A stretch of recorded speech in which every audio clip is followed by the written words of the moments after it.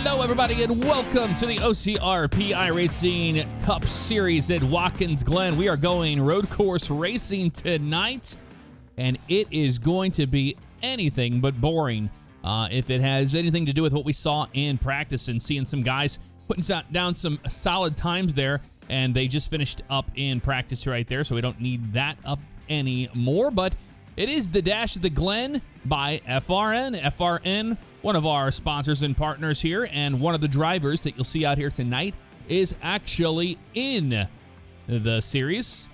That's Mr. Matthew Rodriguez, and he does a fantastic job of everything you see here on the screen. All of the coding, everything that needs to be done for ATVO is all done by him and his buddy that do the graphics. So that is what we use, FRN, if you're looking for something similar for your overlay in iRacing. As of right now, Mr. Cortez has not shown up, but my name is Jeff Favignano. We're waiting for Joe to get here if he does. If not, not the end of the world. We have 8 minutes until we go green flag racing. They are in the qualifying session right now. Let's see if any of our favorites are out there on the track, and I think one of them is, and that's going to be Brandon Buggs. He's out there turning his first lap. We'll see how everybody stacks out here in qualifying. Getting a good run right out of there. Getting ready to take his first green flag lap. Very fast on Monday in the truck series. Went from towards, in the middle of everything, and then moved his way up there and finished in a strong top 5 position. And tonight he is hoping to put down a blistering lap so he doesn't have to fight too hard, as we will not have any full course cautions tonight. It's only green flag racing and local yellows, as they call them.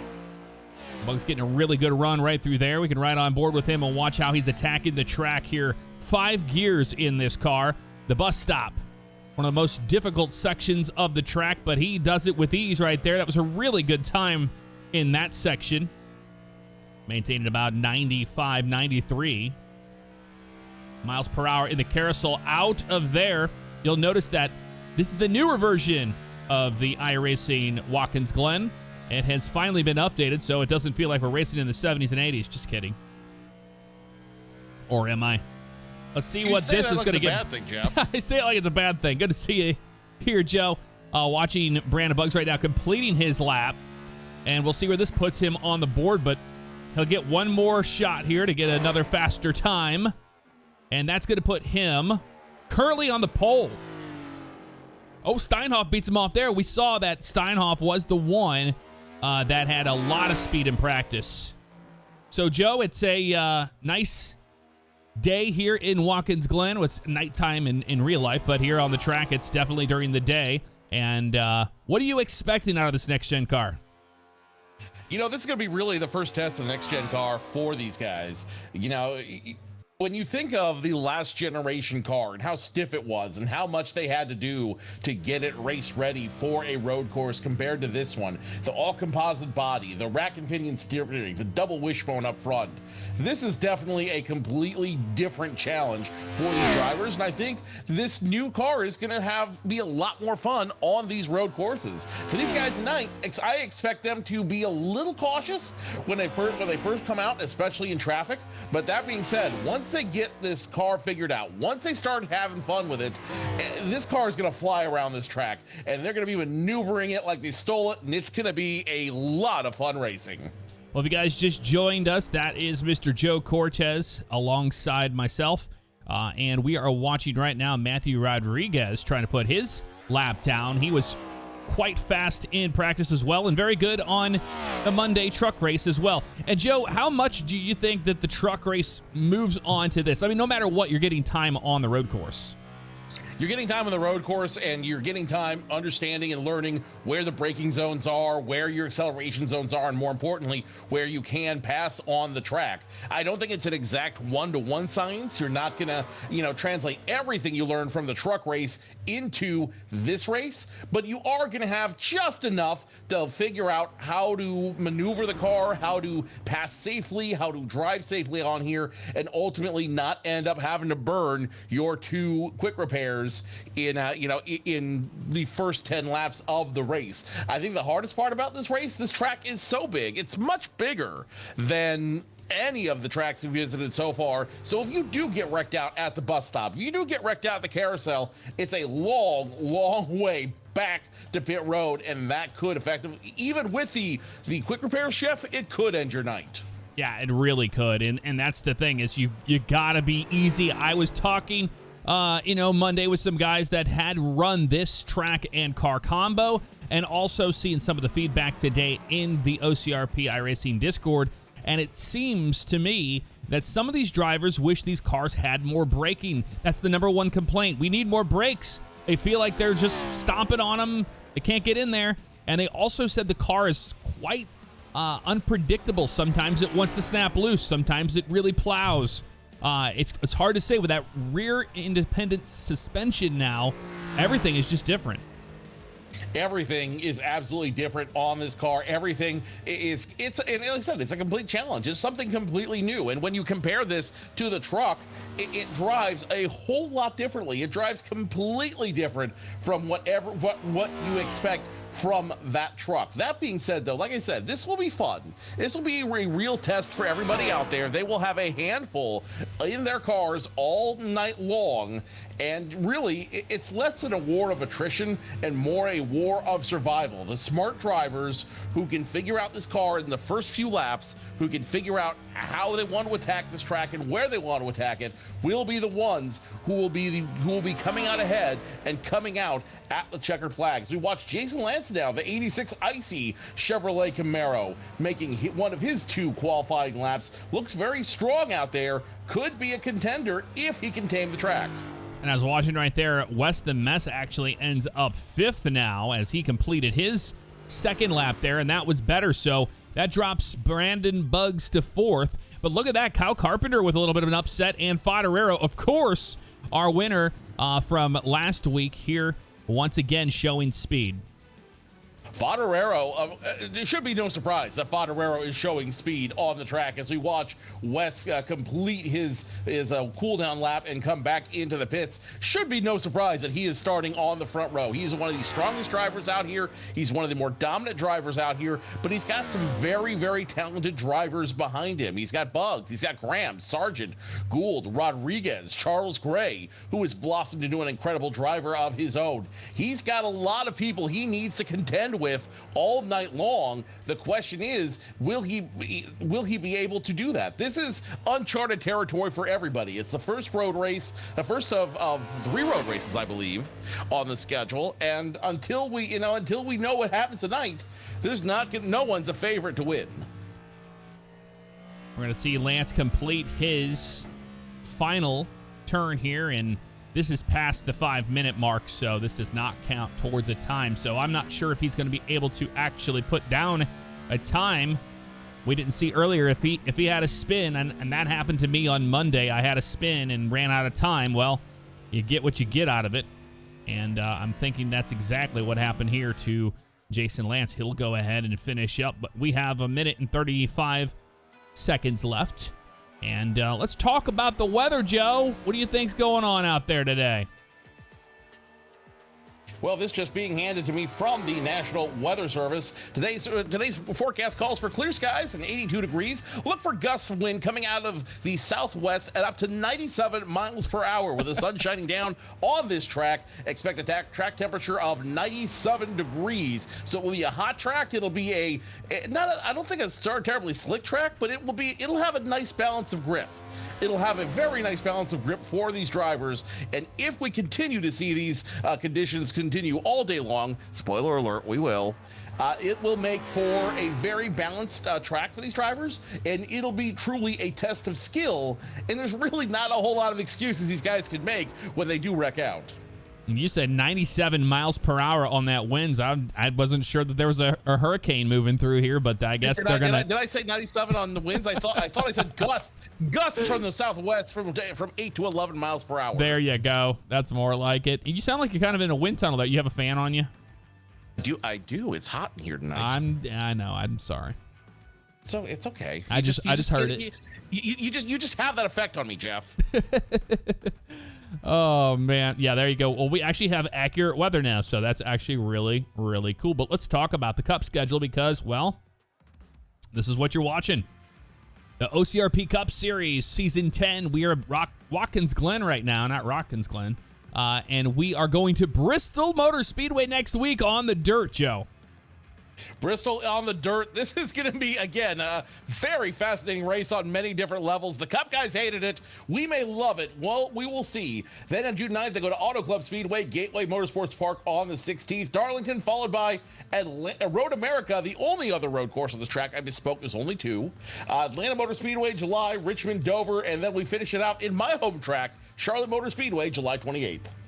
There you go. Charlotte native. Well, are you a native? You were born in Charlotte? No, I was born in California. Oh, you're a California boy. That's what it is. California boy. Spent some time in Ohio, and now I'm in Charlotte.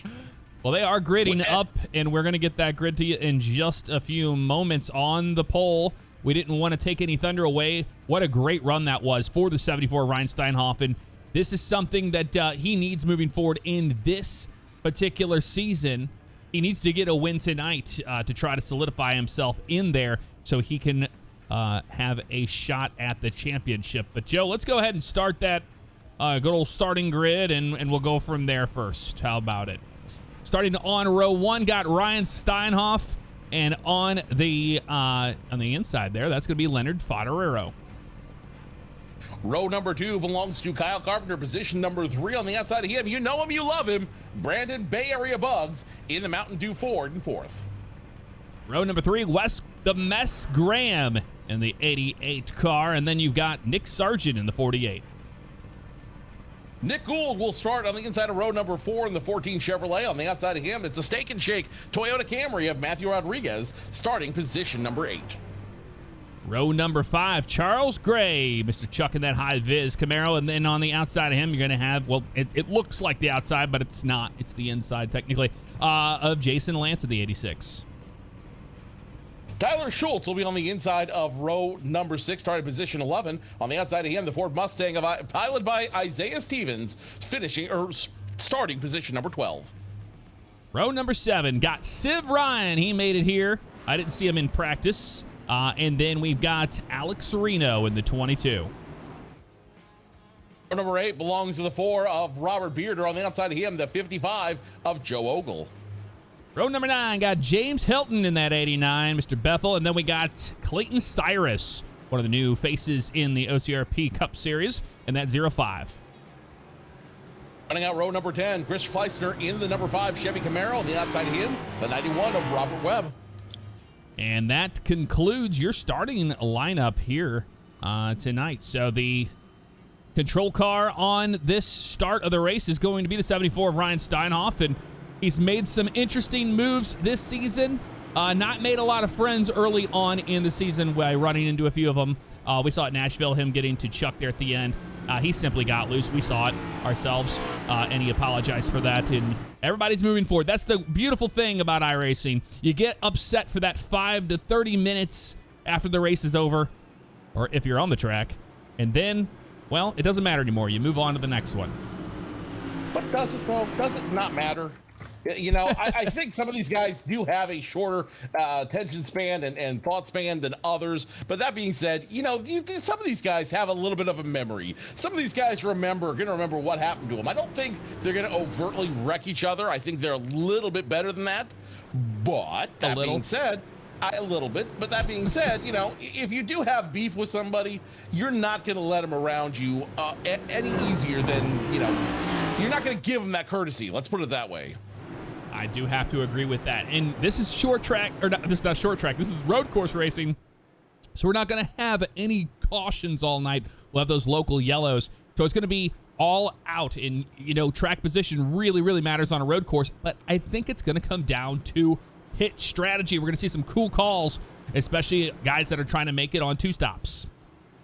And I think there will be guys who try to make it on 2 stops. I think it's plausible for this race. It's a matter of who manages them the best and who's able to make it work for them as we get ready to go green flag racing.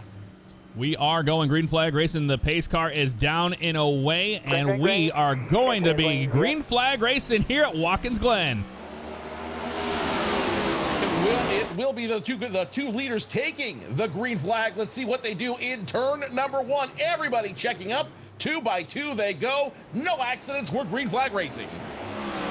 Everybody got through turn 1, and now we head up the S's. A lot of guys on Monday in the trucks going full out through this section right here to keep speed up, and now they'll get to the top where the car gets really loose. So far, so good as Brandon Buggs picks up a position. He will move up to position number 3, looking at the leaders down that big backstretch, going into the bus stop. Who's going to be able to manage it well?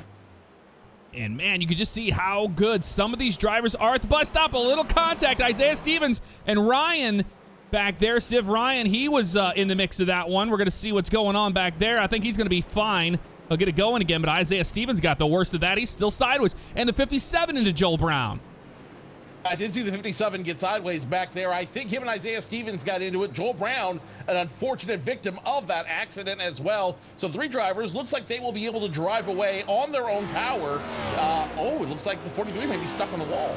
I think the 43 is still stuck there. He's going to have to tow. That's really not going to be good for Joel Brown, which was really fast. And he's going down a lap.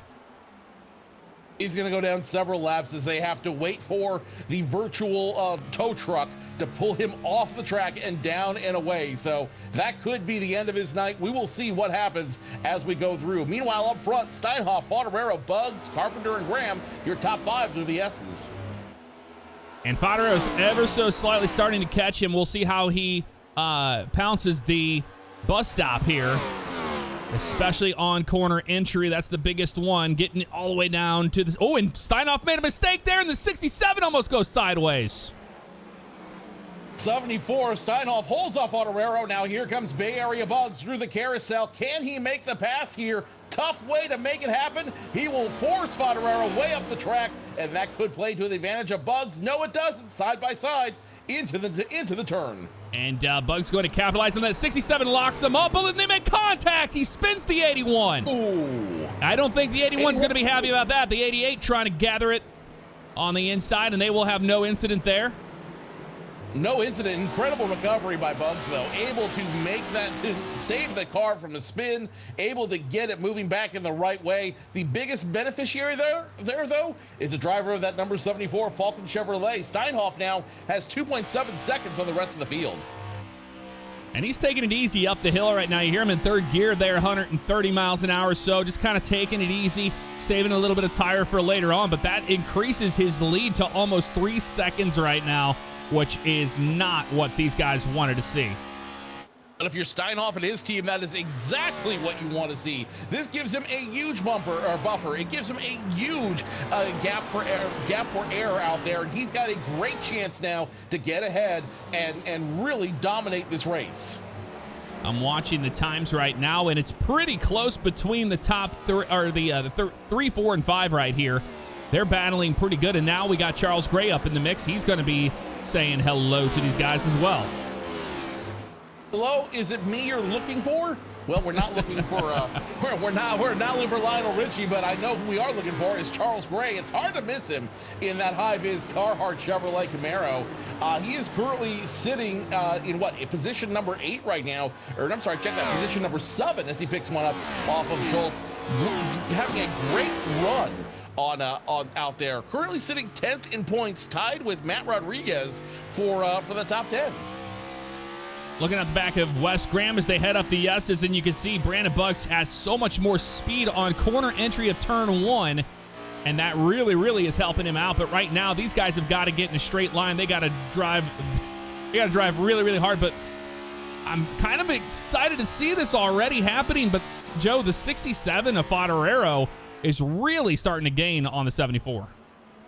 Yeah, he is starting to really reel him in, and the bus stops there. You know, the bus stops really is an equalizer on this track. It forces you to stop. It forces you to make that quick turn and navigate it well, and it also forces you to give a little bit of ground to the people behind you, and ultimately, it ultimately gives them a chance to catch back up. Fautorero now 2 seconds away. He's slowly reeling in Steinhoff, but the question is, how soon does Fautorero want to bring him in? How much tire rubber does he want to burn off down there? But remember, they have these fast repairs, and he'll need to use that when he does make it down pit road. As when he made contact with the 81, he's got damage on the right front there. Not sure how much that's going to affect him. It doesn't seem like it's doing too much to him right now, as he is still reeling him in now at just over 2 seconds.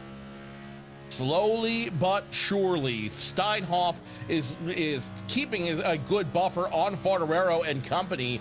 Frontrunners does have that front damage you mentioned. I think he got that when he made contact with Bugs a couple laps ago. This is a track that Aero really doesn't, because you're making so many shifts and because you're making so many speed changes, aerodynamics aren't as important. But that being said, you also don't want to trash a car. No, you got to take care of your stuff big time, especially when it comes to that track position. The 91 of Robert Webb had issues in the bus stop there and has a lot of damage to that car.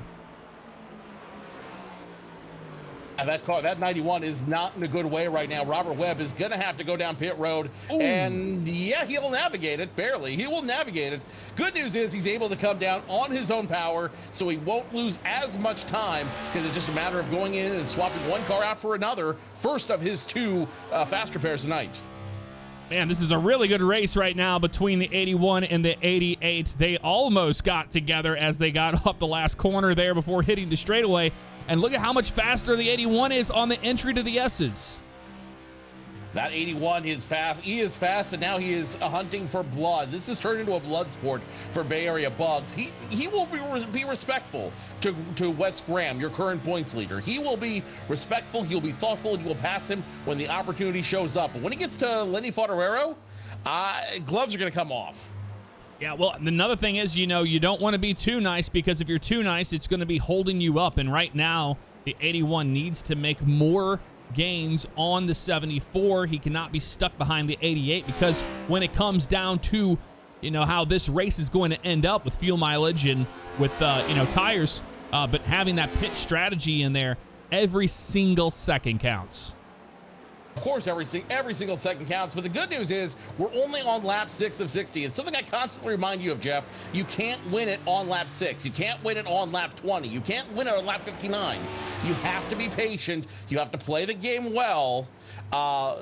You have to play the game smart, and you have to be able to slowly work your way through the field without destroying the car. Bugs will pick up a position, and now he's got to make up the 6 seconds on Leonard Frontrunners.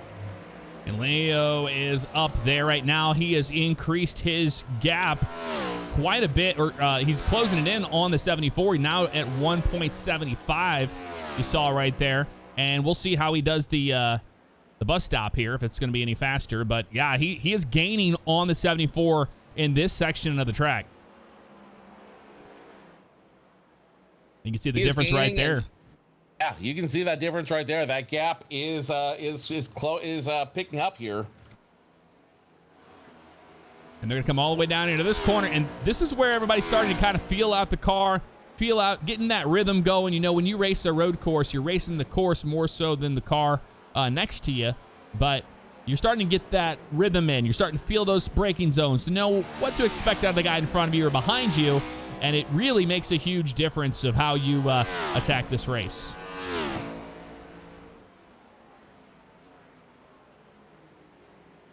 I gotta step away here real quick, so I will entrust the audience to your smooth dulcet tones. You're fine. Watching Steinhoff right now managing the S's, and now Frontrunners has closed in on it about a second and a half here, riding on board with Steinhoff, and we'll look behind out the back, and you can just see the difference between the two drivers on the corner entry of the bus stop. This is where it gets crazy. He did a really good job of maintaining speed through that section right there, but now Leo is closing in even more, almost down to a second.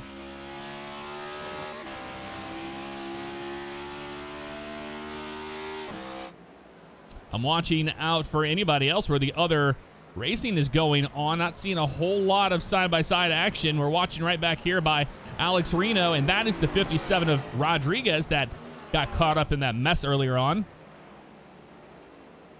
And he's fighting for the 14th position right now, the 22 is, with the 57 behind him.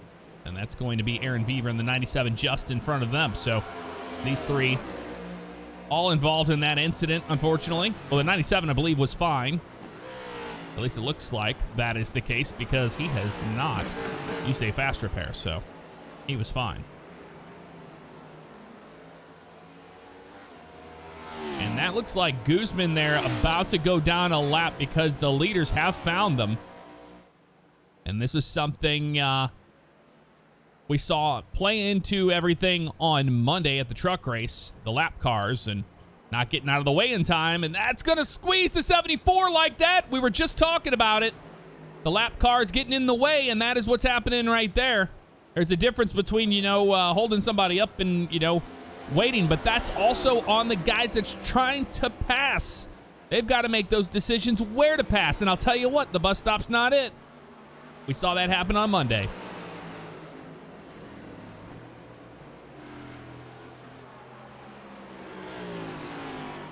And who's really gaining on that one is going to be Brandon Buggs. He'll be in the picture right after Guzman right there. You're going to see him just... Nope, not even in the sight picture right now. Oh, there you are, right there. Okay. They're all on the straightaway now, so that definitely helped him out, and that's what they wanted to see.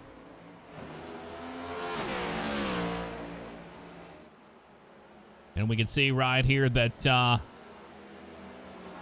Leo is closing very quickly now.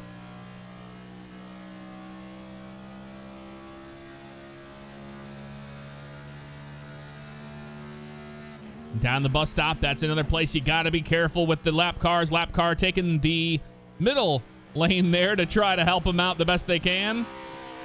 That's just out of respect. I can totally understand that. But now we have a race on our hands for the lead.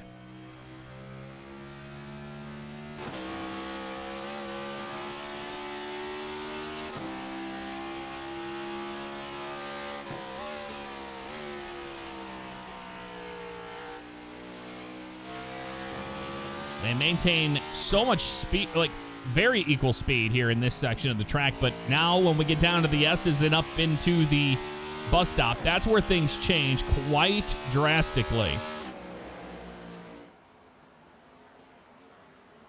Down to the braking zone, you got to be harder on the brakes than the other guy at the last second to try to get that entry. And you can see the 74 using all the track they can.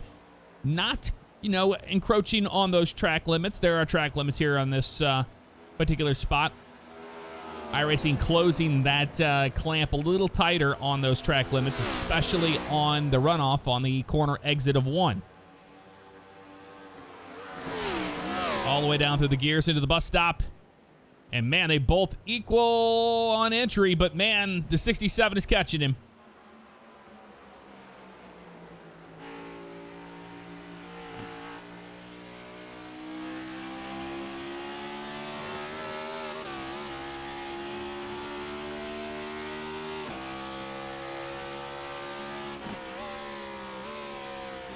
See the difference right there? He's going to jump down to second gear. And the 67 seems like he did the exact same thing. But he's going to be in a position right now for turn 1. He can try to dive bomb him, outbrake the 74 for the lead here. We'll see if it happens. Not this time. They're just going to stay right where they want them. At 67, wanting to apply pressure to the 74, making him make the mistakes so he can capitalize on them.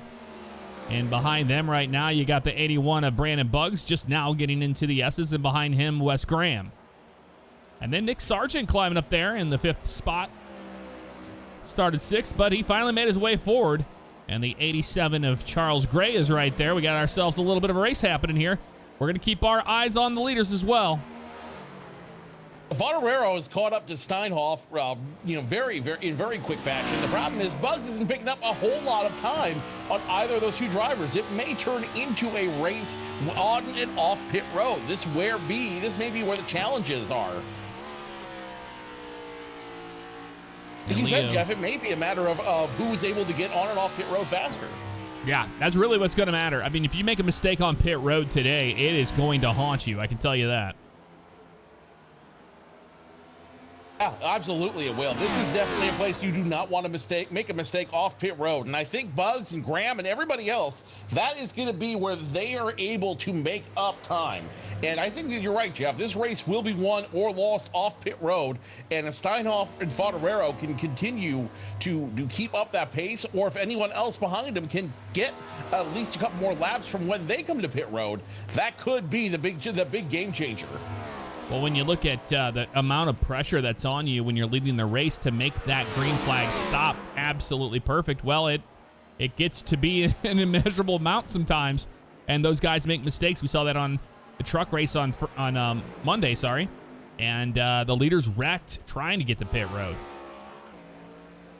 Yeah, that could definitely happen here today. Let's not rule anything out, Jeff. Anything could happen on this track. Anything can happen, and it will happen. I can tell you that right now. And you see the 67 made a huge mistake there, overrunning the corner a little bit more, and that's going to give up just that little bit more, about 0.3 there to the 74. But nonetheless, Steinhoff, who has led all 13 laps so far, will continue to lead. Him and Favignano are leaving everybody behind. Bugs almost now 10 seconds away. Graham 12 seconds away. Sargent and Gray, so far the closest battle on the track.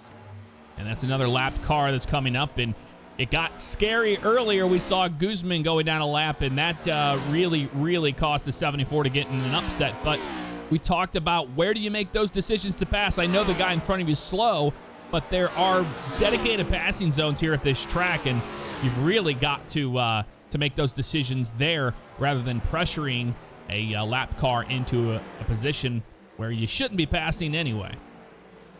Well, you know, and that also plays into the advantage of all the drivers, all 25 drivers behind these two right now, because if they can't make the pass, if they catch him in a non-passing zone, if they catch him, outside of the S's, if they catch him in one of these turns, it means that they could use him as a pick, and this guy could ultimately slow down a little bit of traffic.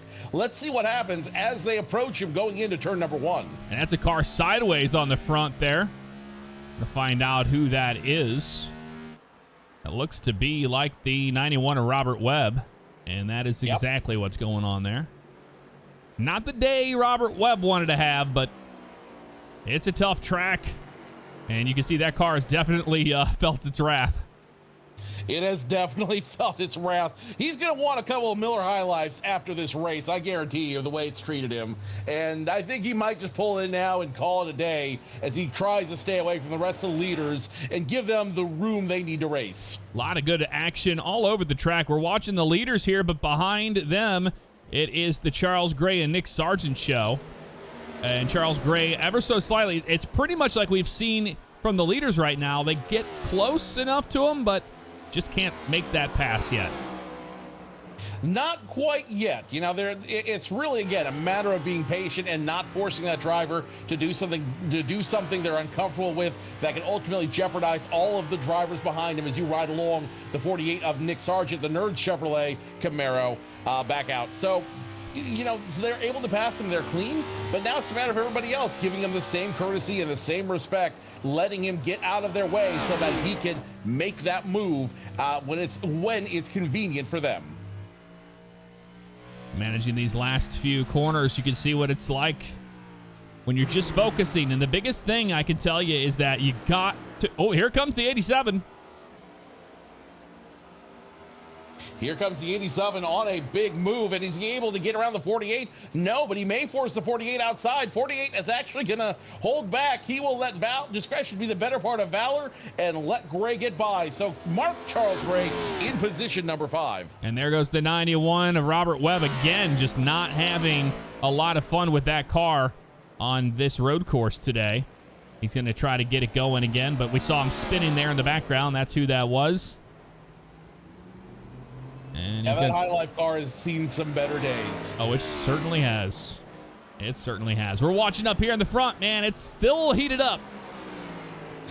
Steinhoff, Favignano, only 0.2 of a second. Now Favignano's going to try to make the same move that he did on Bugs. Not going to happen that time. By side, they will go into turns, into the last turn, and now down the stretch, front stretch. Favignano doing everything he can. He's getting a little aggressive out there, Jeff, and not in a good way. Well, he's getting aggressive. We saw the 74 pull an aggressive block through those last couple of corners there. I'm sure he wasn't too happy about it. He did have the speed there, which he had to jump out of the gas for. But right now, he had the opportunity there in turn one. He decided not to take it. No, and I think that was a smart move on his part. I think not making that move, being able just to drop back and say, you know what, I'll get you at another time when I'm not at risk of wrecking you or myself.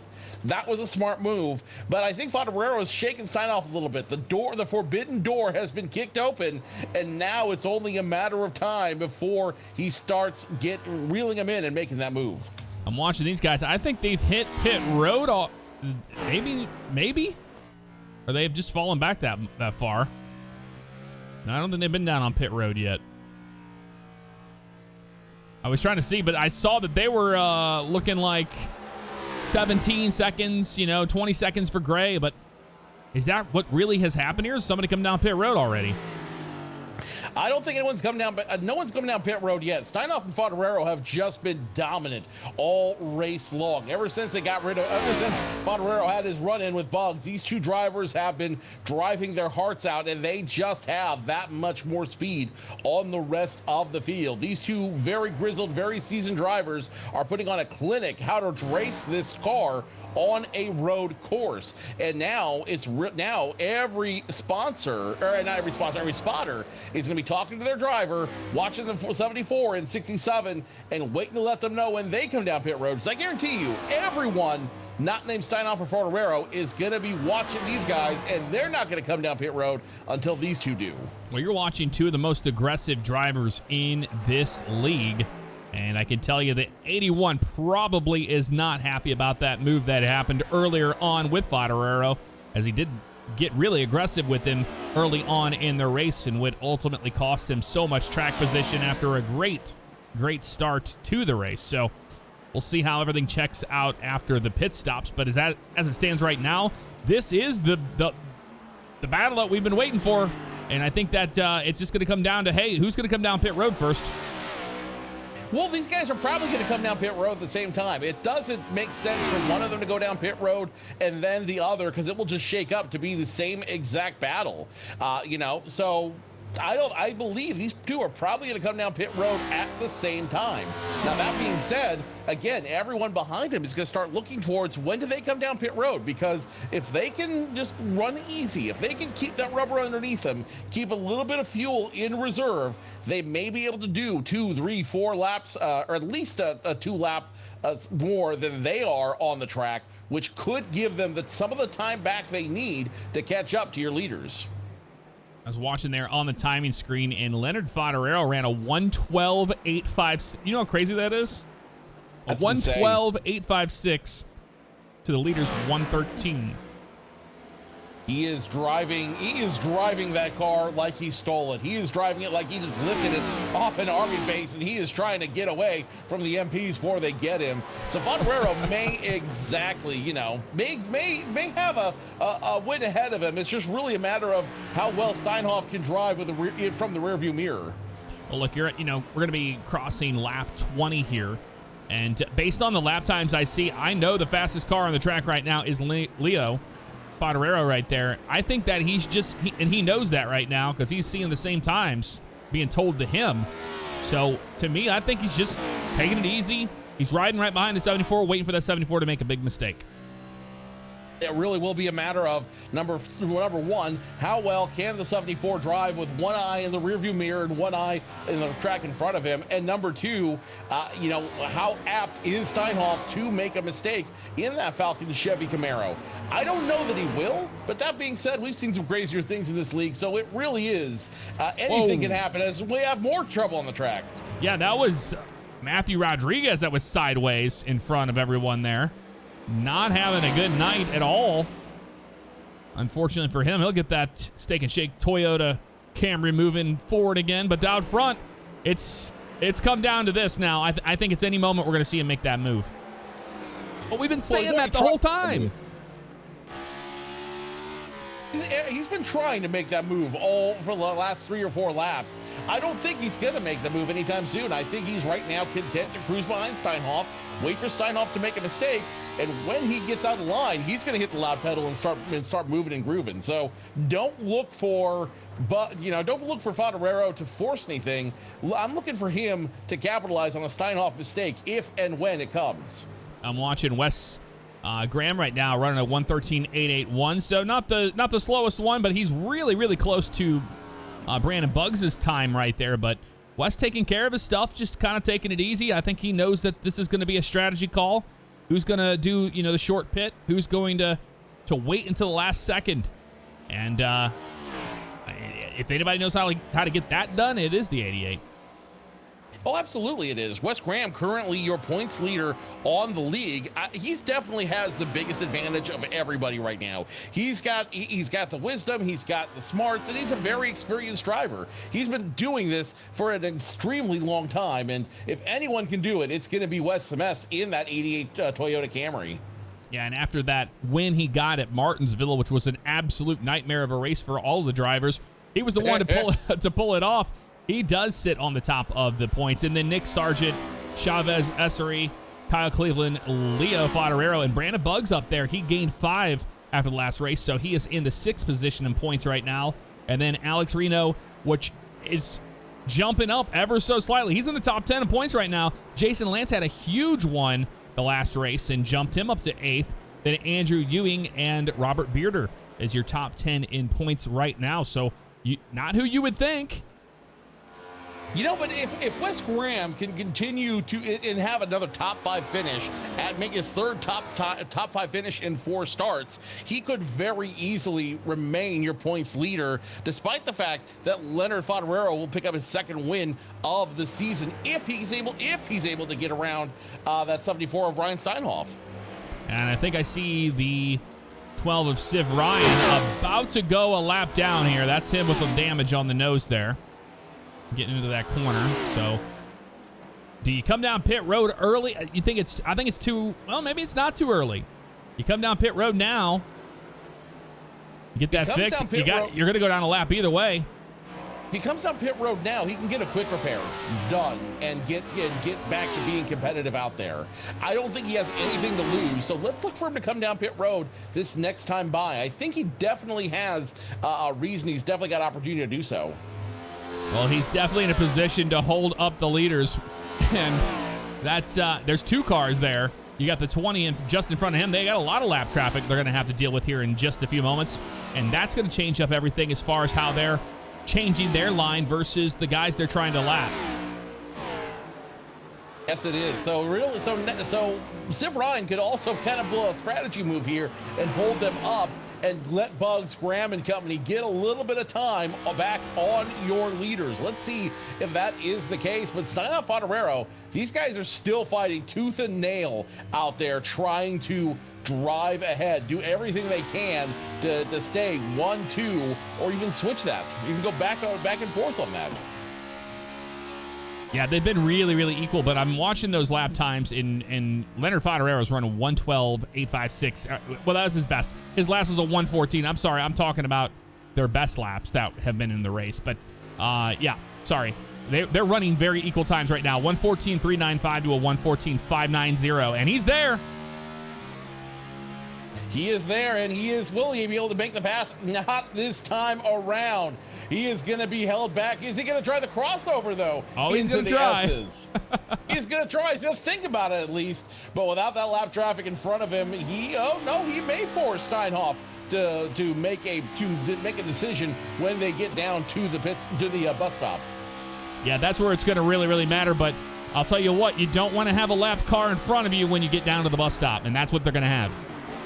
They are going to have, it benefits Steinhoff. It does not benefit Fodorero, because Steinhoff can just stay behind that car and force Fodorero to continue to run behind him. If you're Fodorero, that could frustrate you a little bit, because now you don't have that leeway. You don't have that runway in front of you to make the pass you were going to make, that one lap ago. And you can see right there that they're closing in on these lapped cars. And the 67's backing off quite a bit to give them room. And there's a ton of traffic in front of those guys. There's a lot of lap traffic out there on the field. These guys are now have to navigate all these other drivers. And again, that could work either way for either of these guys. It's going to be interesting to see how they're able to navigate them as they cross the start-finish line one more time. That's a really dicey move there, but he's going to able to get around Civ Ryan there, no problem. The 20, I was worried about him kind of diving in the corner too hard and getting to the door of the 20, but he'll be okay. It's going to slow him up in the S's now. To the backstretch they go, and they will go ahead and dispatch that number 20 machine of Cyrus. They will get by him, no problem. And you know, these traffic, we've got to move for the lead. Yeah, that's a move for a lead, but the 74 is still there. He's going to watch that block there. These guys are doing a great job of kind of holding that patience there with all the lap traffic. That's what you have to do right now. You can't be racing too hard nearby. You know that'll cost you the race and get in an accident that you don't need to be a part of. And we're seeing that happen, but now, yeah, the 67 really lost on that. Someone's going to get in an accident. I'm going to call it right now. There is going to be a crash in the next couple laps. There is no chance. You know, we're not going to see that. These guys are driving way too hard in a lot of lap traffic that's a little bit wounded out there. It's only a matter of time before somebody gets moved. That is true, and that's Alex Reno right there. He's going to give him the position, no problem. He'll brake a little bit early to allow that to happen. And this is where Steinhoff is hoping that the 67 is going to have a hard time passing that 22, and that seems to be happening. That is a great move for Steinhoff, and this could be a little bit of strategy. This could be a little bit of mean mugging going on by Aviator Alex right now. This could be a little bit of, hey, you know, I don't like how you've been driving, so I'm going to hold you up just to make you pay a little bit for your attitude on the track. But yeah, he is acting like a great pick. Yeah, that was a good job by Alex there. And I'll tell you what, I don't think that was the case. I think it just came down to, hey, you know what? This is not the place or time to be trying to pass me. I'll give it to you in the carousel when I get a moment there. But now the 67's lighting those tires up. Lighting the tires, or kicking the tires and lighting fires is what he's trying to do here, as Favignano is going to race a little bit harder now that he's got that runway and try to get back on the back bumper of Steinhoff. The question is, will Steinhoff let him? I think it was a mistake on his part to race a little bit more relaxed, to race a little quieter out there and let Favignano catch up. I don't think Steinhoff's going to race with, I think he's going to be racing with a little more urgency throughout the rest of the run. Yeah, and that's what he wanted. He wanted those lap cars to hold him up enough to where the 67's going to have to really, really, really try here. And you can see from where these guys are now getting into the S's, that's the 81. That's in third place right there, just now getting into turn one. And then Charles Gray is in fourth right there, and then Wes Graham, which is following right behind them. So now it comes down to what we talked about earlier. Well, pit strategy. Pit strategy will be the challenge, will be exactly what's going on, will be where these guys are going to win or lose off pit road. Good news for Steinhoff. Well, it's actually not good news for Steinhoff. As Favignano starting to catch him up, starting to burn up those tires underneath him. You know, that pick was a temporary reprieve for Favignano. But I don't think it benefit the rest of the field because, you know, now they're not getting any traction off anybody else. They're not getting the forward movement they were hoping to get. Yeah, that's not happening because, yeah, Favignano is driving the absolute heck out of that car. You can see how sideways he was getting off of every corner out of the carousel there. And now he has increased that gap. Sorry, he's decreased that gap. I always screw that one up whenever it's the car behind him. Less than a second now. Less than a second going into the S's. Steinhoff and Favignano putting on a clinic on how to run the Glen here within the Finger Lakes of New York. Steinhoff, Favignano, two drivers who are very good at what they do, very talented drivers. But again, you know, with both those boys driving so aggressively, I still think we could have an accident in our near future. Still good for the Finger Lakes. I do love have you ever been to the Finger Lakes? I've never been to the Finger Lakes. Oh, the Finger Lakes are awesome. You guys should go. Maybe one day we'll check it out. I think you'd enjoy it. Lots of wine. I want to see Watkins Glen. I've never been there. There you go. The perfect time to go to the Finger Lakes. Exactly. And we're watching back here. I thought I saw a race happening right around 15th. Doesn't seem to be the case. That is going to be for, yeah, that is 15th there, but that's not who I saw. Here it is. Nick Sargent and Kyle Carpenter racing each other really good here. And that was, we saw the race earlier between Nick Sargent and Charles Gray. Charles Gray got past Wes Graham for 4th. And now these two are duking it out.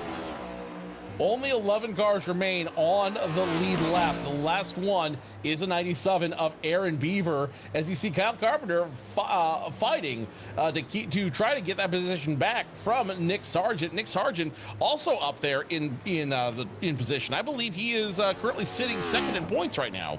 You know, one thing I love about watching Kyle Carpenter race is, you know, he was a rookie getting into this, and he had speed. Even in his rookie season, last season, he had speed in the car, and you could just see it. He was really worried about the storms possibly knocking his power out tonight. He put down a blistering lap in practice. He was like 3rd fastest in practice there for a while.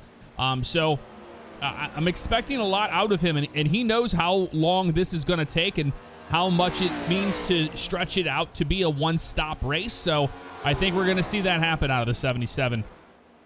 It would not surprise me. The driver that's smoking the Bandit Firebird, dressed like a Camaro, I should say, is he's a smart driver. He's got speed. And I think, you know, going back to what you said at the beginning, Jeff, this is going to be a matter of what you do on pit road. We will be halfway through this race when we get to the start-finish line. There'll be 30 left to go when Steinhoff and Favignano cross at the start-finish line. And so really now it's a matter of, if you do take a pit stop, when do you do it? Do you wait till the very last minute, or do you try to bisect this race? I think if you're Favignano, you're going to have to go earlier than the 74. You want the 74 to make the mistake on that outlap, knowing that you came down pit road. Apply that pressure on him. That's what I would do in that situation. I think that's probably for the best. However, if you're the 74, you're going to go all the way to the very last second. Yeah. Oh, absolutely. You know, I mean, if you're a leader right now, if you're Steinhoff, you're Favignano, you have that ability to go to the very last second and force everybody to go with you. You know, this actually kind of works in your favor, because if you're waiting the last second, it means you're forcing the rest of the field to wait to the last second as well. And there it is, right there. That creates a problem. First, we'll take her down pit road. That's going to be Leo right there. We were just talking about that, how you need to come down first. You know, apply that pressure to the 74 of Steinhoff before you come down on pit road. And he knows how pit strategy works here. And it's no surprise to me to see the 67 on pit road. Oh, he's got some takers with him, and it looks like it's going to be the 22 of Aviator Alex on pit road, and I don't think there's a third driver with him as well. Let's follow along with 67 now as he gets a quick repair, and it will be 4 fresh tires and a tank of virtual Sunoco racing fuel. He'll be down and away. This will give a chance for both Steinhoff and Bugs to catch up, as he will come off pit road, and he will be currently scored 5th. We'll see how he handles these cold tires up the S. Is one of the hardest parts about getting back on the track, is you're on cold tires. Now you got to go nice and easy in the S's here. Don't spin it. Don't push it too hard. Able to make it cleanly through those S's, and he is back on the track. So now all eyes are on Steinhoff, Bugs, and Gray. When are they going to come down pit road? When are they going to make the move and start and get service on their vehicles with 30 laps to go? Well, you saw right there, that was Favignano in the bus stop, and you can see now we're watching the second place right now is the 81 of Brandon Bugs. And Steinhoff's in pit road. Yep, here comes Steinhoff. He's on pit road. Steinhoff is going to the attention of his crew this time by. That will open the door for Bugs to get the extra points for leading a lap, but I'm sure much of the same for the 74 of Steinhoff. 4 tires, full tank of fuel, no need to burn a quick repair, because he will have a pretty clean car underneath him, and then it's a matter of being able to navigate those S's as they come back up pit road, or they come off pit road. We're going to see what happens here, because now you have Steinhoff now coming off of pit road here, and we're keeping an eye on Brandon Bugs. He's up here in the lead right now. He hasn't pit yet. We're watching between these two right here, Leonard Favignano and Ryan Steinhoff, and that was Favignano that just passed him. That was Favignano that just passed him that time by. So as things shake around, Favignano and Steinhoff should still be the leaders, but it's really going to be a matter of what happens with everybody else. Bay Area Bugs right now currently in the lead. Gray's being scored second. Favignano and Steinhoff about a second away from each other. Graham way back there. So we'll see exactly what happens. Now is the pit strategy time, and now is a matter of when they come down and figure it out. And Brandon Buggs is the leader, so he's the one who makes the decision, hey, when I'm going to come down pit road. It's probably going to be this time, looking how slow he is getting on here. Yep. And we'll keep an eye on him. Yep. Yeah, I think it's a smart move, and he's going to come down to the attention of his crew this time by. Look for much of the same. 4 tires, full tank of fuel. He may get a quick repair. He may get one of his quick repairs out of the garage right now, because he did get a little bit of damage when he got together with Favignano a little bit ago. And right there's the 67. That's going to be giving up the lead to right here. There they are passing right now. And that's Brandon Buggs on pit road right there. So, yeah, it's going to be tough. He's got to get out there and just give it everything he's got. And that's going to be Ryan back there, Sif Ryan. He's going to get that fast repair on his car. He'll be down and away as well. Charles Gray, also the attention of his crew. 4 tires, full tank of fuel, no changes in the car, as he will be down and away once they get those left sides on the vehicle. Coming off pit road right now, it is the 11 of Kyle Cleveland. He's coming to the attention of his crew as Favignano having some trouble navigating the bus stop. Yep. The 67 got in the brakes really hard there on the newer tires and kind of slid the nose there a few times, but he caught it no problem. And that is going to close even more for Steinhoff, but now it becomes a 1-2-3 battle. But man, just talk about bad luck for Buggs. I don't know how I was going to be able to make up all this time unless these two wreck. Which, let's not rule that out, Jeff. I'm not ruling that out. Again, Favignano almost clips the grass going down the front stretch to the start-finish line. He has been driving incredibly aggressive. Even as a leader, he's driving aggressive. And you saw just how hard it was for him to navigate the bus stop with that independent suspension. That car was bouncing like it had some hydraulics on it. So Favignano at this point could be his own worst enemy. And you're seeing how Steinhoff's attacking the track very, very aggressively. Look how loose he was getting on the top of the S's there.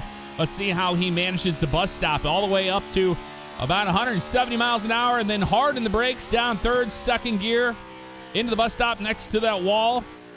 Maintaining about 90, almost 100 miles an hour in there. That was good speed. Good speed, smooth driving, able to navigate through, and Favignano will now have a 1.5 second lead over Steinhoff, but this race isn't over. This race is far from over. And again, as I said before, Favignano is driving really aggressive out there. All it takes is one misstep in the bus stop. All it takes is one misturn in the S, miss one braking zone, and it's a brand new race out there, especially if you're Ryan Steinhoff. And Wes Graham, another one of those drivers that came down pit road, he did take a fast repair. So he did have, and he's about to lose control of the car. Gets it going straight. Hold on to her. There you go, buddy. Good save. Great save by the 88 there. Not what he wanted. I'm sure he's very upset about that, but hey, at least he didn't hit anything. Good news is he didn't hit anything. Bad news is he's going to have flat spots on those tires, and he is going to be kicking himself for losing 4 positions to Charles Gray, Nick Sargent, and Kyle Carpenter out there. Tough break, but hey, you're still in the top 10. You still got a lot of opportunity, and there's still some racing left. That sun's starting to shine here in the S's. It was cloudy up there earlier. Now it is getting a little bit of the sun, and that does matter because we do have dynamic tracks in iRacing, and it will heat up the surface and take away a little bit more grip from you, but not a whole lot. Not a whole lot as you see Buggs navigate through the bus stop. Little rough, but he's able to make it work. Still almost 20 seconds behind your leaders as we follow along Favignano now. Steinhoff starting to close the gap a little bit. Less than a second between them, but Steinhoff's going to have to get a little more aggressive if he wants to catch up to Favignano. I was just watching there, 74 of Steinhoff put it in the fence, just barely off the corner. I mean, you want to talk about driving that car. That's exactly what he's doing. And it shows. Yeah, he had closed in the gap before he got in the wall there a little bit, less than a second. And now I'm starting to see out of the times here, he's running a 1:12, 7.31 to the 113 flat, or sorry, 113.3 that Favignano is running. So that is a pretty big difference right there. Right now, the 74, the fastest car on the track. 74 still, running fast, running well through the bus stop into the carousel this time around. Favignano and Steinhoff. This race could go down to one of those two drivers. It just comes down to who wants it more, who wants it harder, and who really wants to be able to pick up this win at the end of the night. And unfortunately, that's the 12 there of Civ Ryan. Just can't catch a break right now. And he's given everything he's got right now. But man, the leaders are closing in on him. And that is unfortunately going to put him down another lap if that happens. Which easily could happen. That is part of the difficulty of road racing. Once you've lost the pack, and without a yellow flag to bunch everybody up, it gets spread out very quickly, and you are dependent on the leaders making a mistake to basically get back into it, which is a really tough break for everybody not named Favignano or Steinhoff. All it took was that one bump. All it took was that one shove, and now you got, an incredible, talented group of drivers unable to compete for the win. Well, and that does play in your mind whenever you get, an early incident. Monday, I had a early incident, just a few laps into the race, and it ruined everything. When that happens, you either decide to come down on pit road and say screw it, or you stay out there and finish it up. Because at least in a situation like this, a road course is a lot of fun to run by yourself, more so than an oval. But if you're a competitive person, it's kind of not really. You're absolutely right. No, you are absolutely right. And for those guys running back there, let's not give them any discredit. Let's not give them their laurels, because they deserve it. Bugs, Gray, Sargent, all incredible drivers, just on the wrong side of luck tonight. Yeah, and that's what happens. And whenever you go into a race like this and you don't have full course cautions, and going into it, that's the case. You're forced into a position to not ever make a mistake, and that's really hard to do on this service. It is tough. It is definitely tough to do. But again, a lot of great talent out there. Let's not disparage them. They are definitely due their laurels tonight as they continue to navigate around this track. It'll be 23 left to go at this juncture. Favignano and Steinhoff still continuing to lead. As 67's been the car to watch. Once he came down pit road and used that fast repair, he has been a lightning bolt. So I think he did have some that damage that was on his right front, what's affecting that car quite a bit. Now he's increasing that lead to almost 2 seconds. Favignano continuing to drive that Army car like he stole it, and the Army goes marching along. Gonna take this to gonna go to the start-finish line this time by, and it will be 22 left to go here at the Glen. Favignano, Steinhoff, Bugs, Gray, Sargent in your top 5, but all eyes are on the 67 and 74. Well, let's go through the field a little bit here. You got Leonard Favignano started second today, but right now he is currently not the fastest car on the track. The fastest right now would be that 74 of Ryan Steinhoff after starting on the pole. Didn't get as good of a pit stop as Favignano did. That put him back into the second place. And then behind him in third right now, that would be Brandon Bugs. Earlier, well, that was somebody. That's Robert Webb going off the track there. The 81 early on, and he's got damage on the left side again. And he came down. He used his fast repair, so he got into another incident on the left side of his car there, it looks like. But earlier with that contact with the 67 to Favignano, ended up really, really slowing him up, and he was not able to gain any more track position. Behind him, the 4 of Charles Gray started 9th. He's up to 4th right now, and rounding at the top 5 is Nick Sargent Joe. West of the mess, Wes Graham recovers from an earlier spin, and he will continue to run position number 6. No real opposition around him unless you count Kyle Carpenter, the 77, who is 2 seconds behind in that Smokey and the Bandit Chevrolet.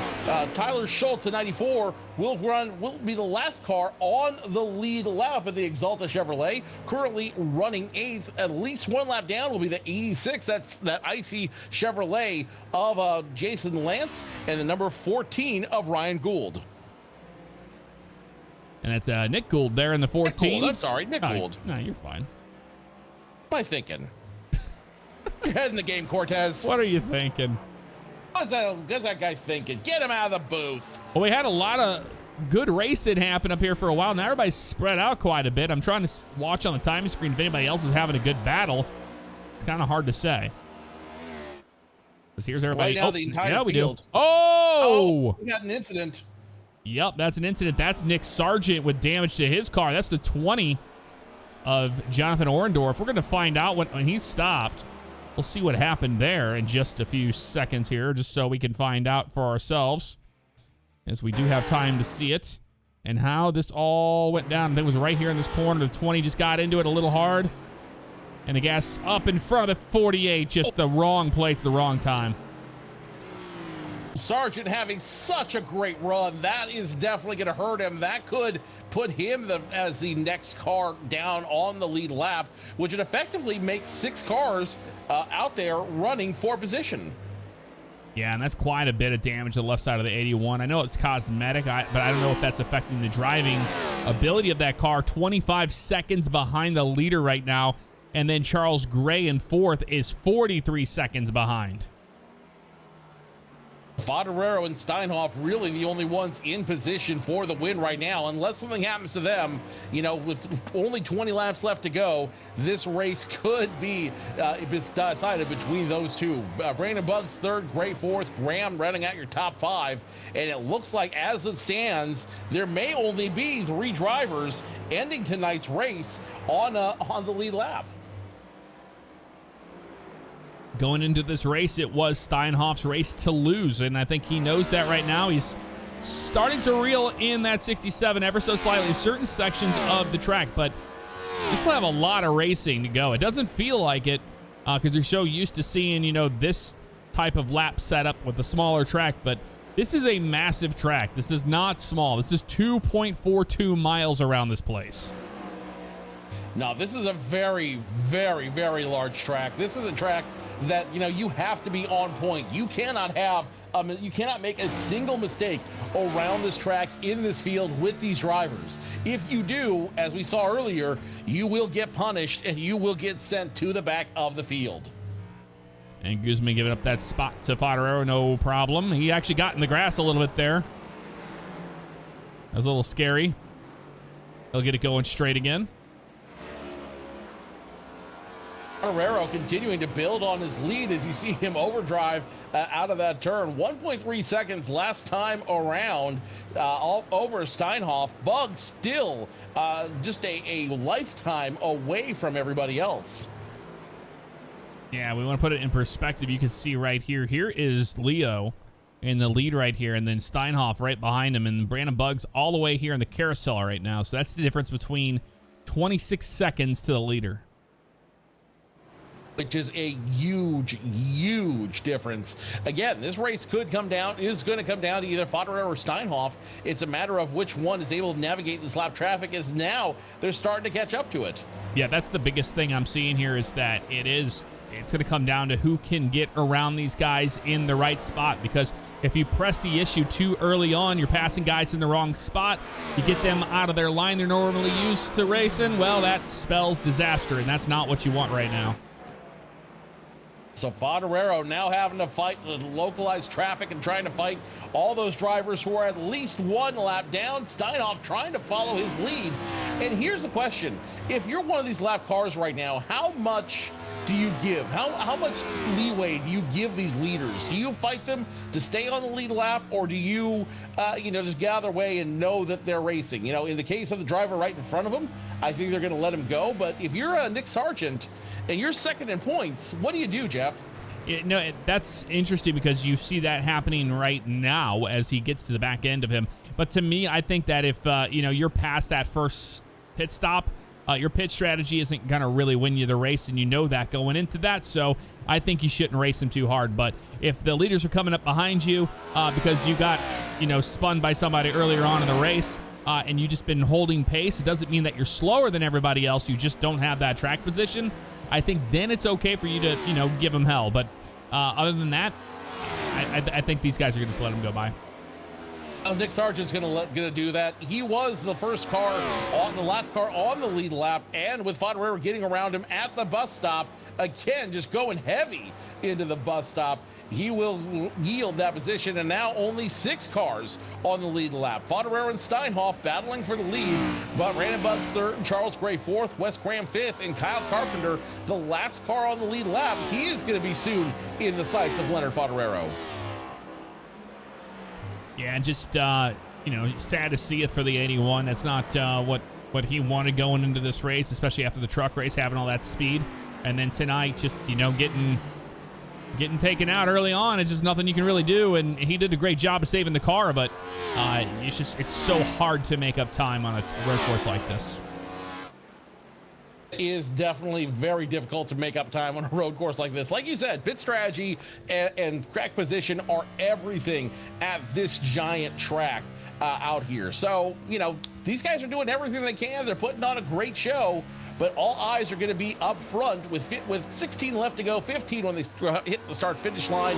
Favignano and Steinhoff, one of those two have to give if we want to see something crazy happen out here. And that would happen like right now in this bus stop. That is going to... Oh, the 44! Hard into the wall there. Isaiah Stevens. Get that thing cranked back up again. But, man, that was a hard hit he had there exiting the bus stop. And that helped. What a violent hit. Oh, but that helped so much. Steinhoff is now half second back. That hesitation that Favignano had, plus having the 22 in front of him going through the bus stop, absolutely helped Steinhoff, and he is back in the game. Yeah, now it's really starting to heat up here because time is running out, but this is not what Favignano had in mind. He was thinking that he'd have a lot more time before that 74 would be at his bumper. Favignano now has to fight off the 74 of Steinhoff, and with nobody else in front of him, with Kyle Carpenter still being quite a bit away from these two, they now have full reign to dogfight for the remainder of these 15 laps. Yeah, now we can see who is getting into the bus stop harder than the other one here. This is where it really counts. You're going to see that number there on the left side of your screen. And yeah, they're pretty even, but it looks like he really does lose a lot more than the 67 in the bus stop. That's not his best lap there, but I'm watching lap time. So 1:13.983 from the 74 compared to a 1:15. So that tells you right there that the 74 is not only the fastest car on the track right now, but he knows it, and he's going to save it up. Yeah, but the problem with Steinhoff, if you go look back at that approach through the bus stop, he just overdrove it. He got too aggressive, and there he goes again. Aggressive off the last turn. He's going to go dirt tracking, and that is going to cost him time. You can be the fastest car on the track, Jeff, but if you don't navigate the track well, if you don't drive smart for the remainder of the race, little things like that add up, and it all benefits the leader. And right now we're watching the lap times there. That was a 1:13.4 by Favignano to a 1:13.7 by Steinhoff. So even with that little slip up at the end, they're very close in time.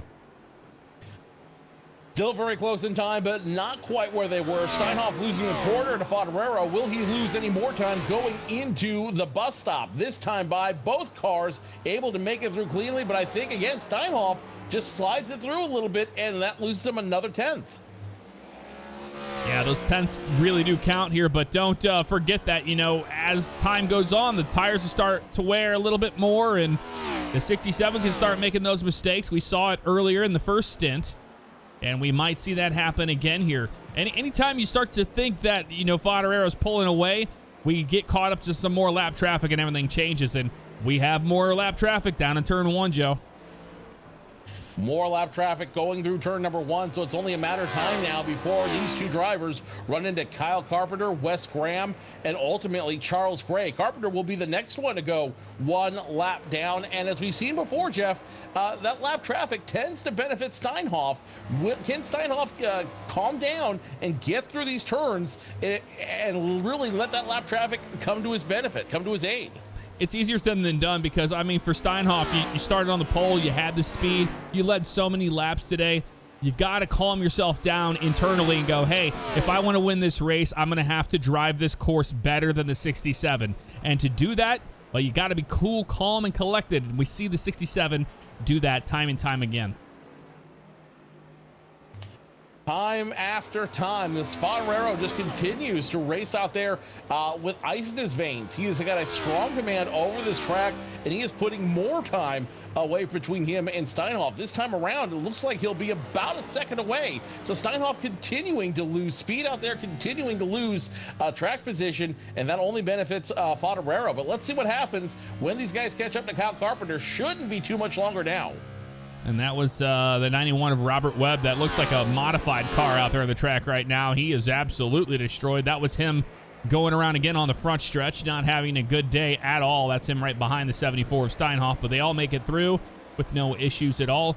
And now they head up into the S's. But if we look on the blimp cam here, you can see as we get to the top of the hill, just around the corner, well, that is going to be right where these guys are. And that is Kyle Carpenter and Wes Graham. Wes Graham in the bus stop now. There's Kyle Carpenter. And then you can see where these guys are, which are just now getting to the bus stop themselves. So they will be catching these guys, and I can guarantee you these guys are not going to lay down and let them by.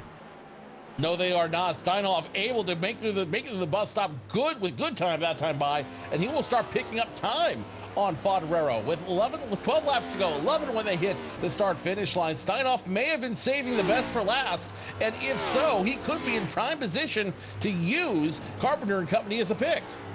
Well, you never want to see smoke in front of you, and that's what the 67 just saw. That was at James Hilton there. I think he had locked the wheels up a little bit there and had some smoke, and that kind of spooked the 67 a little bit because you saw that the lead decreased.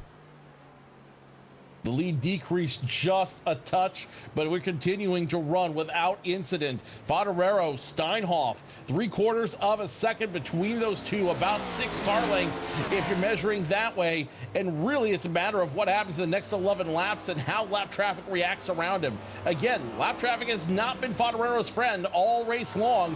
This could be the opening Steinhoff has been waiting for. And the 67 is going to get by Hilton, no problem, in the 74 as well, so that won't even be a problem. Not a problem for him. Into the bus stop. 67 makes a little bit of jumps through there. Steinhoff able to navigate it just as well. So he doesn't lose any time going through the turns. Favignano, Steinhoff continue first and second. And here's the corner exit right now, and yeah, we're going to be 9 to go when we get back here to the line, and I know that the 74 can feel that pressure, and the 67 as well. He know somebody's going to make a mistake, and wherever they make that mistake, the other person's going to gain on them. As you see the 67 sliding through the corner there. Ooh, that could be the mistake we've been waiting for. Favignano will cross the start-finish line first with 10 laps to go at this juncture, but Steinhoff waiting in the wings, waiting to pounce when everything happens. When Favignano makes that mistake, it looks like he made another mistake there. It looks like he slowed up quite a little bit, opening the door for Steinhoff. He did, and I just watched on the timing screen there, Ryan Steinhoff, a 114 flat to the 114.145, so still faster than the 67. He's still faster, but again, it's really about how he's able to navigate the rest of this track. The technical portion of the track coming this time around, starting with the bus stop. 67 goes in aggressively, slides it through. He will get a huge jump off Favignano, or off Steinhoff, check that. But Steinhoff now starting to pick up some speed. Picking up speed, and we'll see how these two are driving the track. Maybe they're driving a little different than each other. I'm seeing where the speed is in the 74 versus the 67. Hard in the brakes there. Only up to 4th gear on that little section right there. So all the way down into 2nd gear here. A lot of guys were rolling 3rd gear through there earlier. So now down to 2nd again. And that will be completing this lap. And you can just see how loose he is off of exit.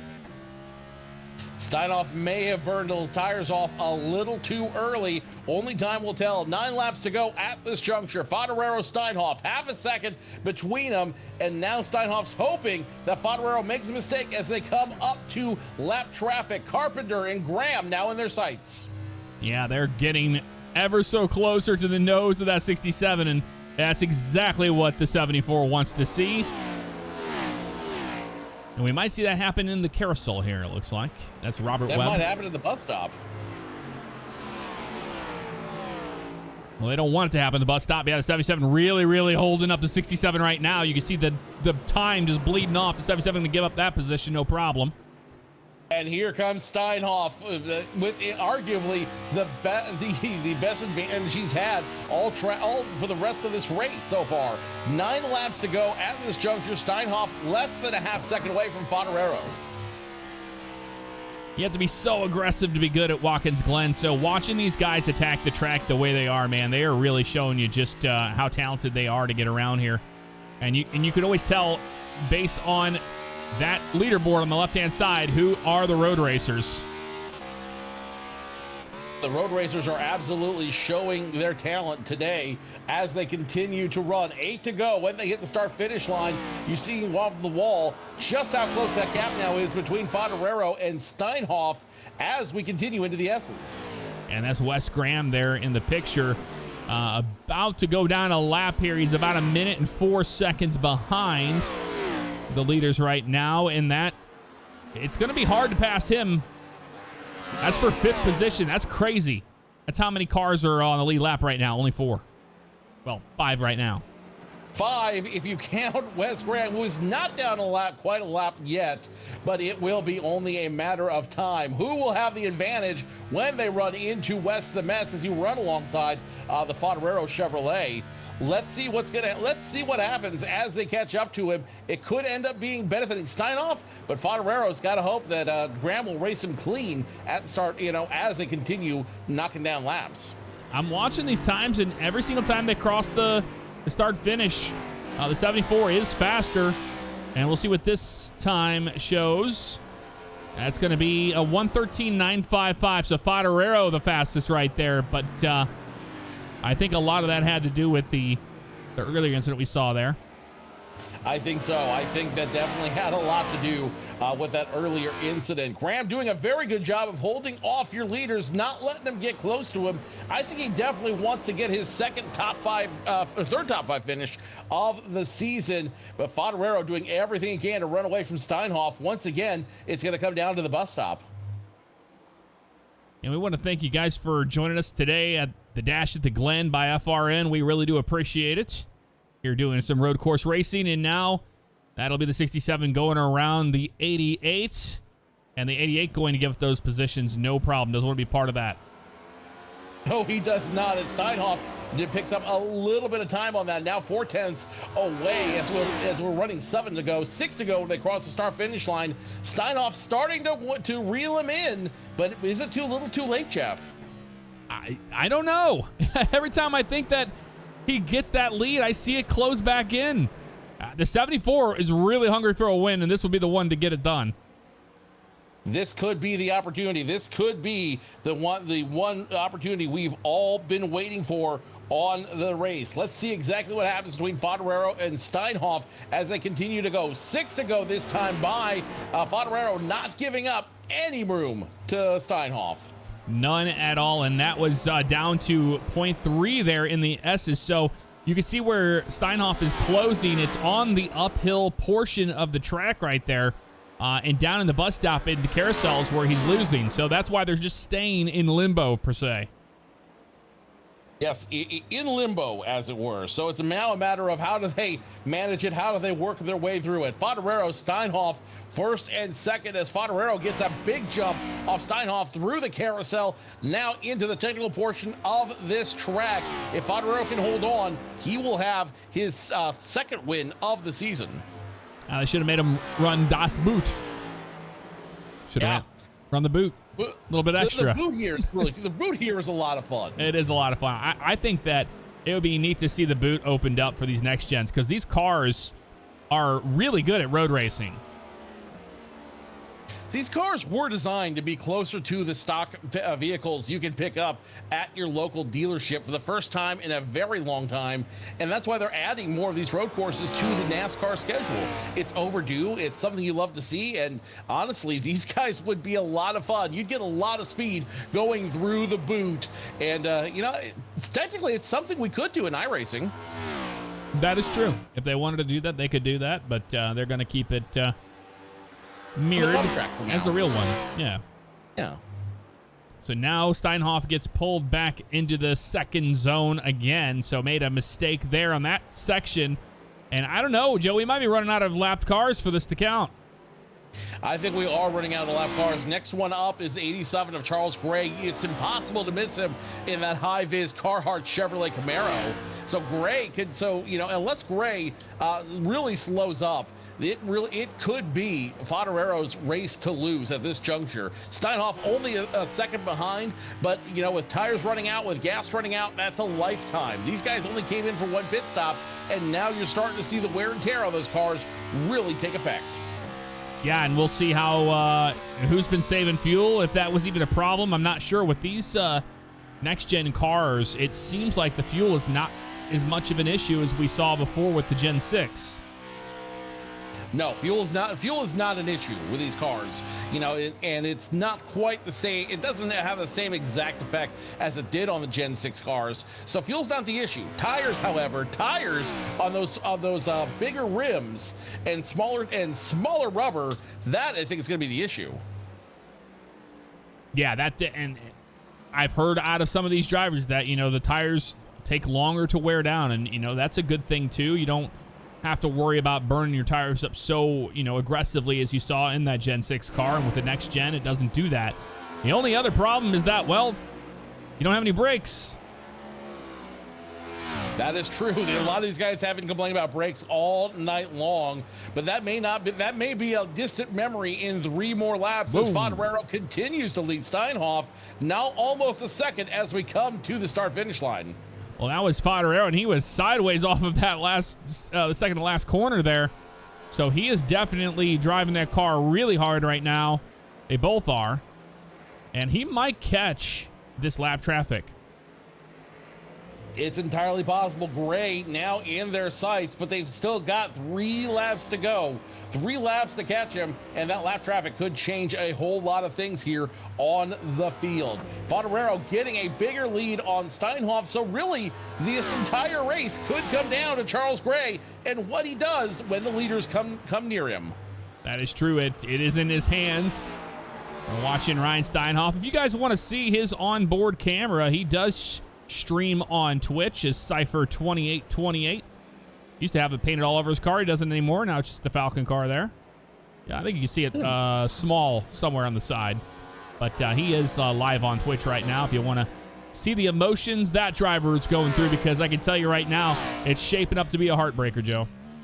It absolutely is. Steinhoff was so dominant for the first half of this race. Then he came down to the pit stops, and Foderero just ended up coming down first, getting the jump on everybody, and that just changed the entire complexion of the race. Cross flags in the air this time by popsicle sticks in the air this time by Foderero. 2 to go, leading Steinhoff by over a second. And 2 laps is a long time here at Watkins Glen, as you will see, as they navigate 2.42 miles of this snake.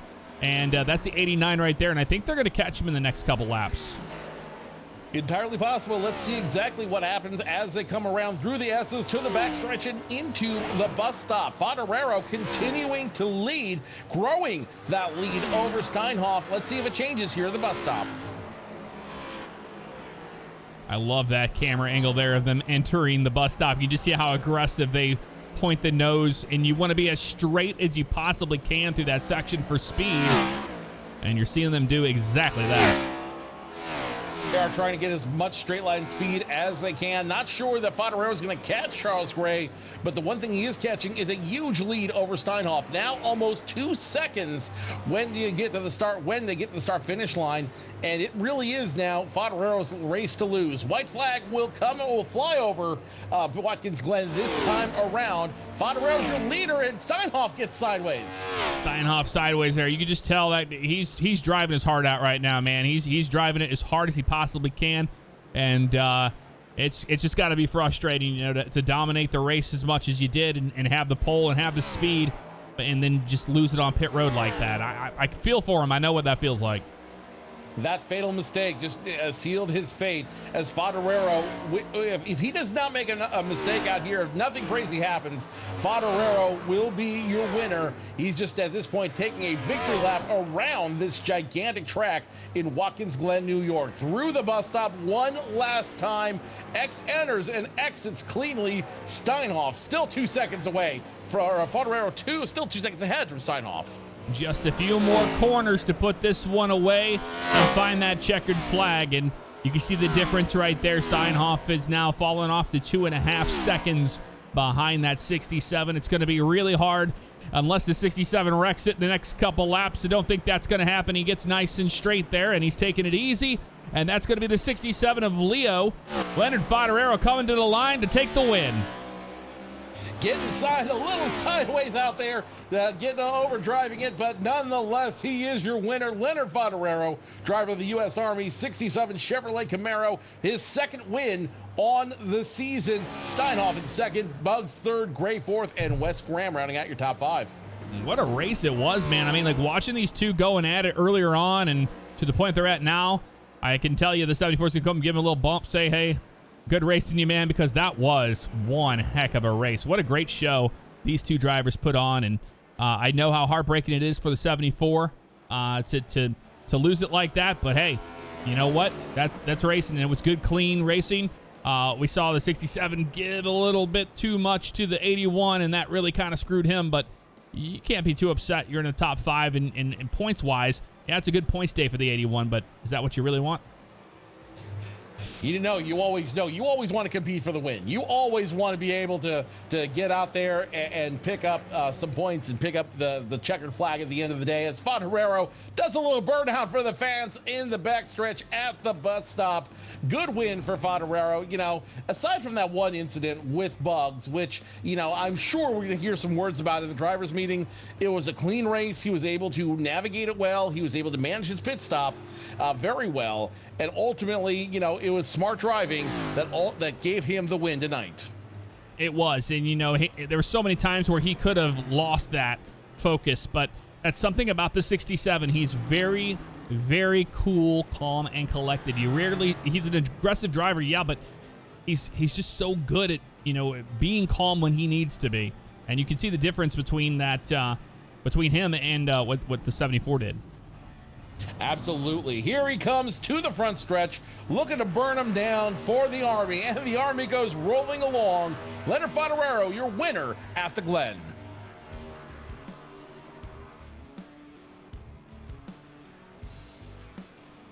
We'll stand by for the interviews. I'll see you there. I will see you there.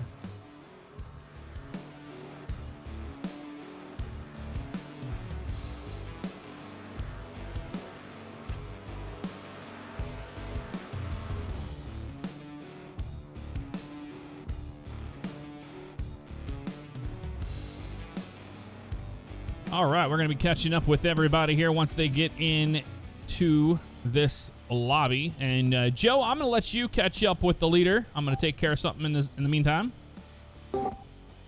Oh, thank you, Jeff. Let's go ahead and go down to the start finish line with Leonard Favignano, driver of the 67 Army Chevrolet Camaro. And Leonard, great win tonight. What was the key moment for you? What was the key moment where you're like, we've got the car, we've got the equipment, let's go ahead and get this win? Yeah, but first, before I say anything, I just want to really apologize to the 81 Bugs. I did not mean to get into him in turn 6 there on the second lap.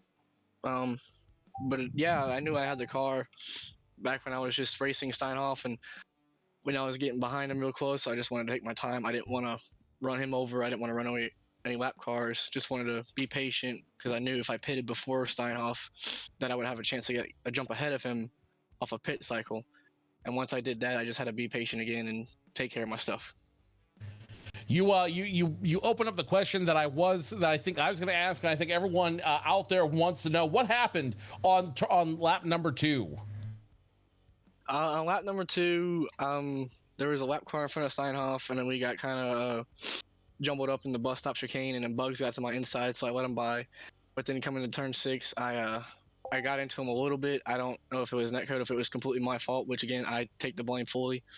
But then once we got connected, I could not get off of him. I locked it up, trying to turn left as much as I could, and I just couldn't get off of him. So hopefully I didn't hinder his chances of a good finish. Yeah, I just really sorry about that. Second win of the season. What are your What are your feelings going into next week, where we're going to be on the dirt? Stay consistent and keep getting as many points as I can. Got to make up for what I did at Martinsville. That is Leonard Fontero. He will finish first tonight. Second win of the season at the Glen. Let's go ahead and go to Ryan Steinhoff, the driver of the number 74 machine. You had a great run all night long. What happened there at halftime? I just knew the undercut would win. I was just waiting for it because I knew he was just sitting behind me, just holding off.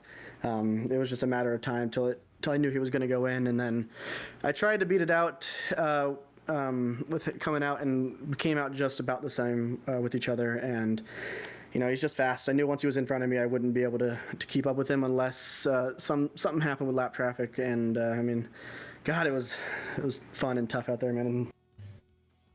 Talk to me about that aspect. Fun, tough. It looked like you were having a blast driving on the field. How difficult was it in this next generation car? Personally, I actually, unpopular belief here, I actually kind of like the next gen, especially at road courses. I know it's difficult for a lot of people. For me, it's just tricky to get used to, but once I get in the feel of it, I come from a GT3 background, and they claim this car is supposed to be like that, and kind of is, kind of isn't, my opinion of it. But I mean, it's just a tough car. You got to wheel it. You really have to on these very loose rear tires. Next week, you guys trade the road course for the dirt in the last Great Coliseum. What are your thoughts going into it? Super excited. I enjoy dirt. Not super great at it, but it's one of those things. I love sliding, and that's all you do there. So I'm excited for it. That is your second place finisher. They call him Cypher. He is Ryan Steinhoff in the Falcon 74 Chevrolet Camaro. Jeff, I believe you've got our third place finisher. We do indeed, and that is Brandon Buggs. You showed that speed at the end of the race in the trucks on Monday, and you come here to this car. You had a lot of speed early on. That early incident definitely knocked you back, and just kind of hard to gain any ground after that. But tell us how the rest of your race went. Yeah, that early incident, it was kind of a blessing in disguise, to be honest. Kind of took the pressure out. When you do these road course races, it's you're kind of just waiting for something to happen. So I'm glad that was out of the way early, and it kind of put me in a little bubble, took the pressure away, and I can just kind of focus up and regroup. And I knew before going into the pits that they were so far ahead, there was no chance. So I knew that it was kind of my podium to throw away. So I just kind of came out of the pits with those fresh tires and just took her easy and just kind of, made sure I was clean coming around the course. So I'm more than happy to get a podium. It also just goes to show that there's a lot of talent out here, and I got a lot of room to improve. So it's just more motivation to try to get better in the future.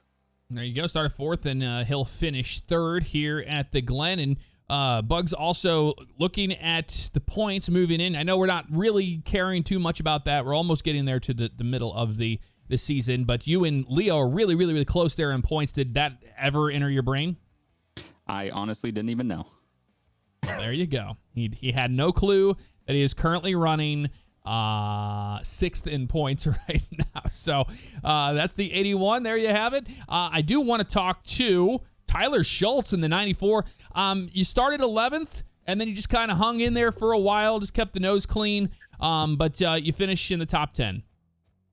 Yeah, that was just kind of my goal, was just to not wreck, and I figured I'd get a pretty good finish. I was struggling with the car, and what I ended up doing was switching out my NASCAR rim for like a Formula One style rim, and I was immediately a second a lap faster with that, and just able to be more consistent and not spin out. And yeah, I kind of just raced by myself the whole time. I kind of was closing in on Sargent at the end, probably need another lap or two to get him, but overall it was a pretty smooth and consistent race for me. Well, it was definitely fun to watch you out there, and I do apologize. I did not know that the standings do automatically update since we don't have the drop weeks. So currently, as it stands, that was Brandon Buggs and Leo there in 5th and 6th in points as of this race. So that's where everybody ended up there. I do want to talk to Wes the Mess Graham. You had speed early on in the race, and then you just kind of fell into the whole position of who's going to come down pit road when. And tell us about how everything played out for you to get a top 5. Well, first off, congrats to Leo on another win. It's going to be fun getting towards the end of the season with him and everybody up here pretty much in the top 10. Coming into it, wanted to get a top 10, top 5 was, excellent. And, anything above that was just, bonus. So, kind of ran a couple of laps in practice and, kind of felt it out. The car is kind of still like very weird. I don't trust it at all getting fully back onto the throttle anywhere. But, had some fun battling there after Buggs had his incident with Leo and, Chuck got around us as well, came into pit and decided to Tony Hawk it off of the rumble strips entering the bus stop. So lost the ground to Chuck and took a while to get around Kyle and Nick. Lap traffic definitely did play a role into that, but happy to walk away as the only driver in this race with a 0x as well. But got to thank everybody out there for watching the broadcasts and thank y'all for putting them on and looking forward to Bristol Dirt. I circled that one on the calendar. I'm looking forward to it.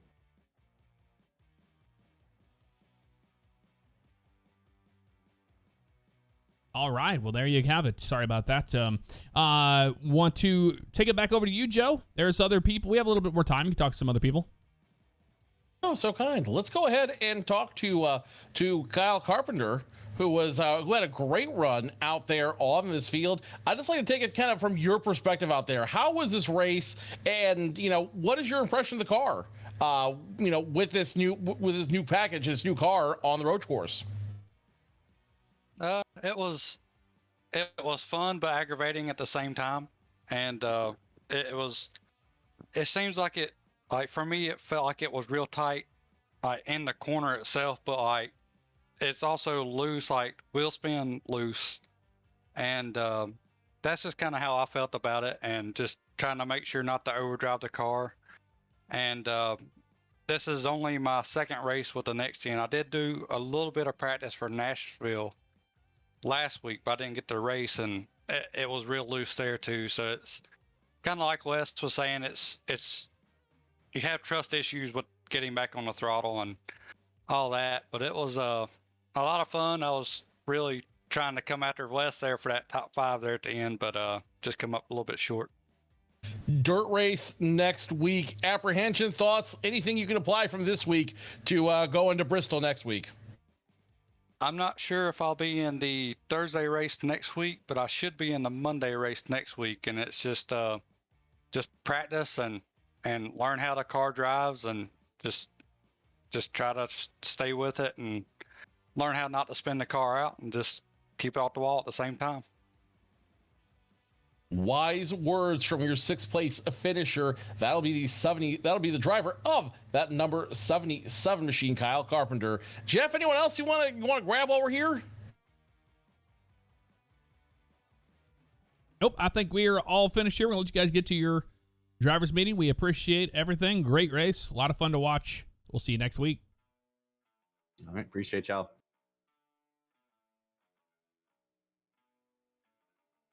All right, Joe. Well, that is going to conclude this broadcast tonight. And it was one heck of a race. I got to say, it was a lot of fun to watch. I know some people wanted to see that caution come out and let people get bunched up, but just letting everything kind of naturally work itself out was a breath of fresh air.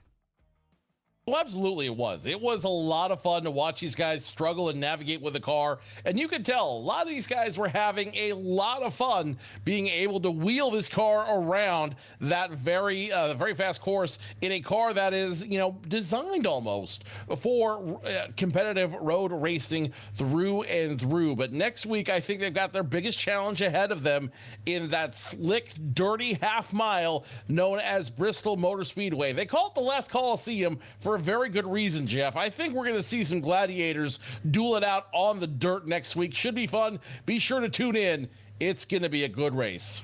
It is going to be a good race. And remember, on Mondays, we have the truck series. You can watch that on West the Mess 88's Twitch.tv. And you see right here, we're going to Eldora. So we're not going to the Bristol track. We're going to be at Eldora on Monday night in the trucks, and I'll be driving that one as well. So that should be a lot of fun. So come check us out on Monday. I'll be live here with my POV, but if you want to watch the broadcast, it's over there on West the Mess's channel. Joe, thank you so much for hanging out with us, and we'll see you guys next week.